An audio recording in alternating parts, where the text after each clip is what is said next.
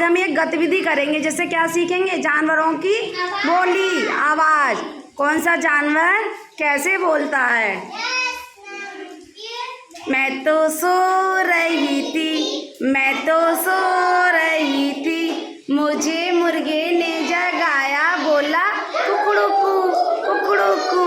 मैं तो सो रही थी, मैं तो सो रही थी, मुझे चिड़िया ने जगाया, बोली ची ची ची। मैं तो सो रही थी, मैं तो सो रही थी, मुझे कुत्ता ने जगाया, बोला भौं भौं भौं। मैं तो सो रही थी, मैं तो सो रही थी, मुझे बिल्ली ने जगाया, बोली म्याऊं म्याऊं म्याऊं। मैं तो सो रही थी, मैं तो सो रही थी, मुझे बंदर ने जगाया, बोला क्यों। मैं तो सो रही थी, मैं तो सो रही थी, मुझे गधे ने जगाया, बोला ढचू ढचू ढचू। मैं तो सो रही थी, मैं तो सो रही थी, मुझे गाय ने जगाया, बोली मो मो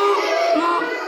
मैं तो सो रही थी, मैं तो सो रही थी, मुझे मम्मी ने जगाया, बोली उठ बेटा उठ।